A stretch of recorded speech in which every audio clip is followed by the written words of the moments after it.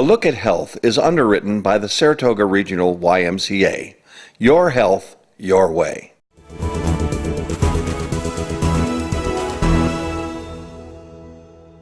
Welcome back.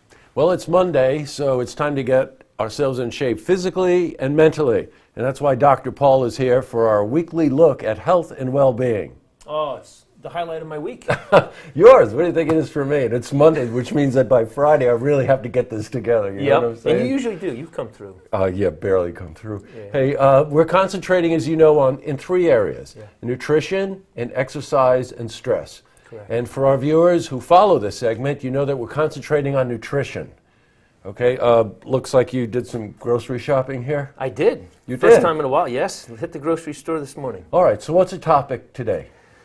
Today's topic, so I love the way that you phrased everything, because optimal health really encompasses those three major areas. And the fact that nutrition takes the forefront is appropriate, because that's the starting point. And so on that topic of nutrition, it's really about the vital nutrient. Which nutrient is it that is essential to our body for a whole host of functions, bodily functions that we need? And we're going to focus on protein today. Gotcha, okay. And the right amount of it. Sure. Now, in the things that you brought today, give us some samples of the kind of protein this is. Because I remember you saying to me, if you concentrate on protein, it's not necessarily a high protein diet. Yeah. Now, why wouldn't you want that? That's a great question, especially in this current culture right now that we are hearing from a lot of different people, leading, celebrities and others, that protein is the only nutrient that you need, and eat as much as you can. You just don't need as much as what people think, but you need a critical amount to really enable your body to perform the way it should. And so when I'm saying protein, it's about 25% of your total calories in your diet. Right. And now there are diets that are out there, without mentioning any names, that easily reach closer to 50% of your intake as protein. And that's excessive, particularly if you want to lead a healthy, physically active life. If you compromise the other essential nutrients, carbohydrate and fat, you won't have the energy to be able to engage in a proper amount of physical activity. So that's why protein needs to be at a level that allows us to benefit from its usefulness and its health-containing properties, but not be so excessive that it compromises the intake of those other essential nutrients. So I guess what you're saying is that you need to navigate. Yeah. If you're structuring a proper diet or a proper meal for yourself, that you need to navigate the amounts. Great. Wonderful. I love that word, because that ultimately is what we need to become familiar with. We need to understand what the appropriate food choices are, and then when we enter into an eating environment or an eating experience, we're able to navigate it in a way that puts us at ease and lets us know that we've made the right choice of a food to really benefit our health. Okay, so of the things that we have here, these are things that you could eat at different times of the day, right? Because I recognize yogurt, for instance, which is my staple for breakfast. And that's a great one. So what I've done is I've broken these foods down into both plant and animal sources. So these, of course, are canned beans. I'm a big proponent of the dry beans, but I wanted to bring these along because these are great sources. And then nuts, which you're a big fan of, I know. Yeah, sure. Peanut butter, of course. So those are more of the plant versions of protein. Now, what you'd need to do with these, if you wanted to eat more plant-based vegetarian, you would have to combine these. It's something that we call complementing the different proteins. And the reason is this: most plant proteins are not a complete protein. So in order for you to gain the benefits of a healthy amount of protein in your diet, if you're going to eat vegetarian or plant-based, you need to combine these. So for example, beans, what we call legumes, would have to be combined with rice. Now, there's something really important about the plant sources, and I brought in the appropriate serving sizes, because with protein, each time you eat, you want to strive for 20 to 25 grams of protein. That's a critical value. And I want to really stress that for the viewers, that if they want to derive all of the health benefits of eating protein, they need to consume 20 to 25 grams, because that's the critical amount that our body needs to trigger something called muscle protein synthesis, or protein synthesis. It's in all the organs of our body. So you would need a lot. You need to eat a lot of beans. You need to eat almost a full full can of beans.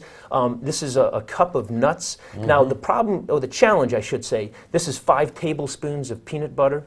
That's a lot of calories. So this is 300, 400 calories to have to do that. Right. So now you have to watch that. So now you have to watch the calories. Sure. So I just make that point because I think it's really important. Now with the animal sources, because it's a complete protein, you need considerably less. Now, this is milk. You need quite a bit of milk to meet that 20 to 25 grams, and that's because a lot of milk also contains water, so it takes up more space. But this is how much milk you would need to get that 20 to 25 grams. Your favorite, Greek yogurt, you only need 6 to 8 ounces. That's a cup, so you take that on the go with you. This is cottage cheese for those that want to eat that. And then, of course, cat food. The cat food, tuna fish. I did bring in some meat here. So with the meat and the animal sources, it's more about the size of the palm of a person's hand. I see. It's about 3 ounces. So when you're at a grocery store and you're shopping for the amount that you need, or for your family, or you're at a restaurant, you want to consume the amount that's the size of about your palm of your hand. That's about 3 ounces. And then this would be what's common among a lot of active, sport, athletic-minded people, but this is whey protein. And again, that's a very highly concentrated source of protein, but this is 20 grams right here, so it's a very small amount. And that's whey spelled W-H-E-Y. Correct. Right, good, okay. Now, of all these things here, one final question. You're a vegetarian, you're a pescatarian. How, you always hear that, oh, meat is high in protein, meat is high in protein. Vegetarians don't eat it, pescatarians don't eat it. What options do they have?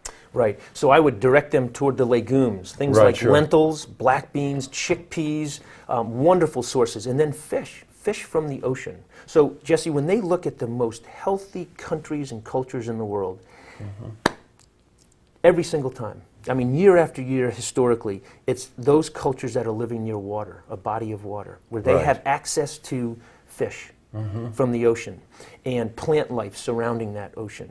And so the Japanese are considered still one of the most healthy cultures because of their intake of healthy amounts of fresh fish from the ocean, plant-based foods, vegetables of all type that they put into their dishes, and then, of course, grains, soy and rice, and healthy sources of...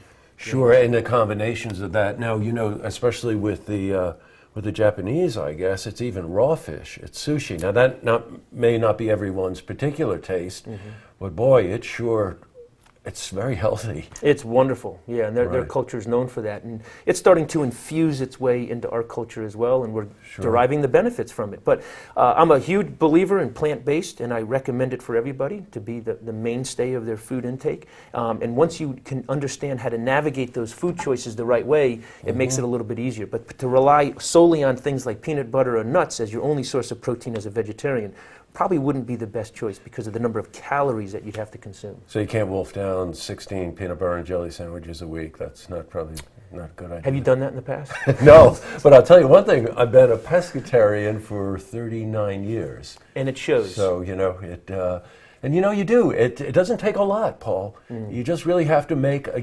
dedicated effort to say, I want to be healthy and I'm going to eat healthy. I'll pass on that extra serving of this. I'll avoid that food and concentrate, like you're saying, on the healthy things.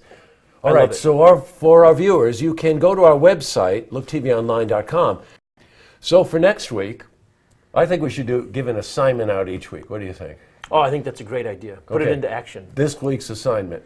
This week's assignment would be to encourage all the viewers to take one meal that they can construct using these 20-gram protein servings. Okay, sure. And take one meal each day until we meet again and see how they all do. And we're going to meet again on next Monday so we can check in, and I'm going to do the same thing, okay? Excellent. You got it. See you next Monday. Looking forward to it. And to see this interview again, head to our website, looktvonline.com.